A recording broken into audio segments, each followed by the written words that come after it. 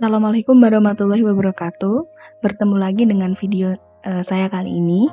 Dengan saya, Sanidya Berlian Safita dengan NIM 20050974010 dari kelas PTIB 2020 Universitas Negeri Surabaya. Pada video kali ini yaitu tentang komponen penyusun jaringan. Komponen dasar jaringan LAN, hardware atau perangkat keras adalah sekumpulan komponen perangkat keras di dalam komputer yang secara fisik dapat dilihat, diraba, dan dirasakan. Hardware dikelompokkan menjadi 4 bagian, yaitu device input atau peralatan input, ada keyboard, mouse, dan lain-lain.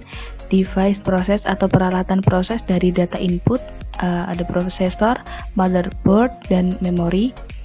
Ada device output atau peralatan output, ada monitor, printer, speaker, dan lain-lain. Ada device peripheral atau peralatan tambahan lainnya, yaitu ada modem, TV tuner, USB, flash, dan lain-lain.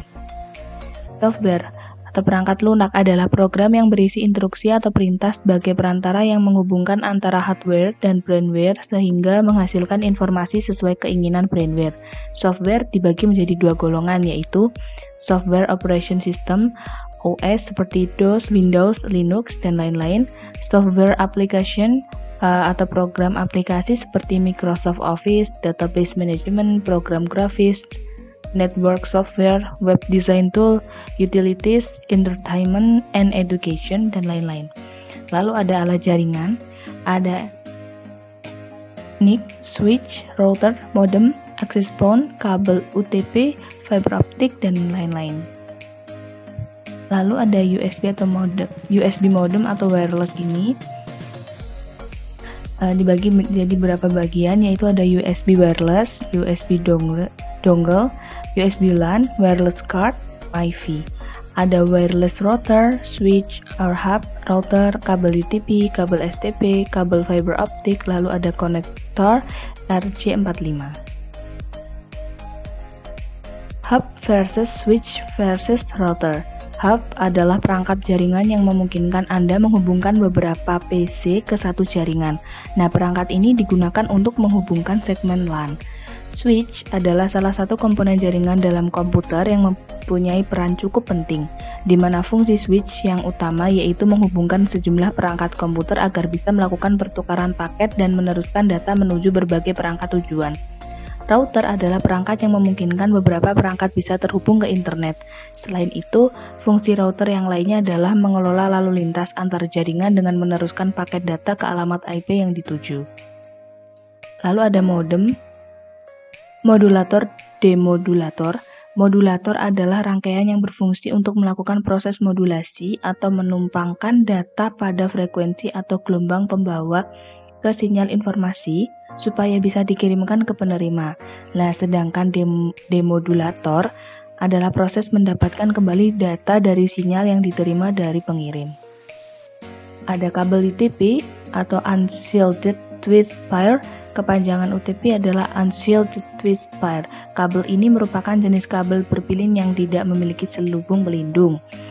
Dalam satu kabel UTP terdapat 4 buah pasang kabel di dalamnya dengan warna putih oranye, putih hijau, putih biru, putih coklat, dan coklat.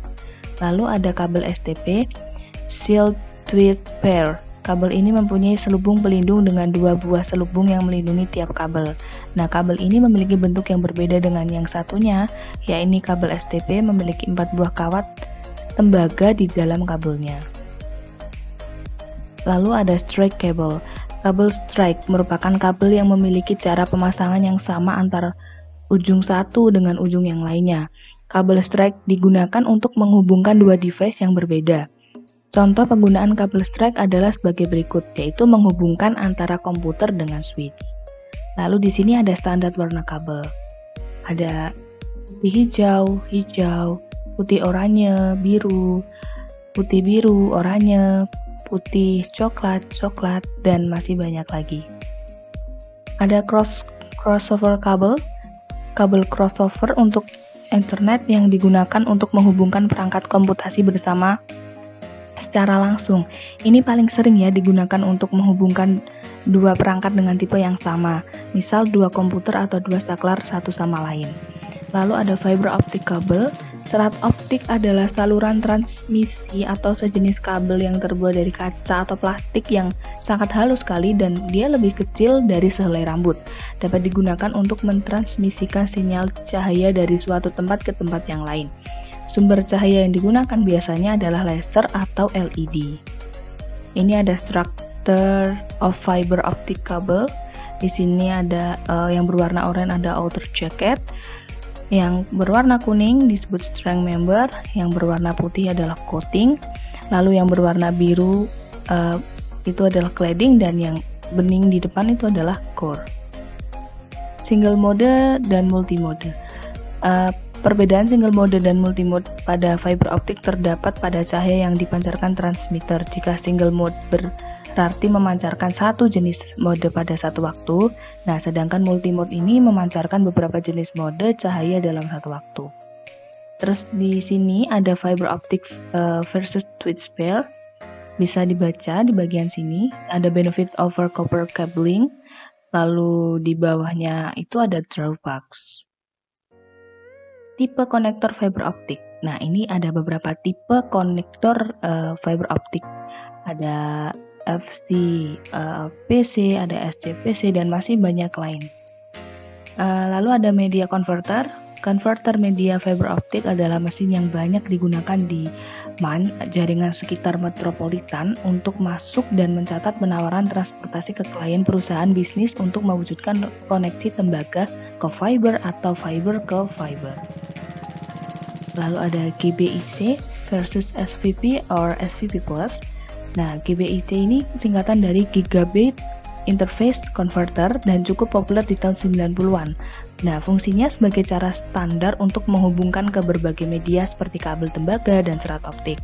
Lalu satunya SFP or SFP Plus ini singkatan dari Small Form Factor Pluggable yang juga melayani tujuan yang sama dengan GBIC.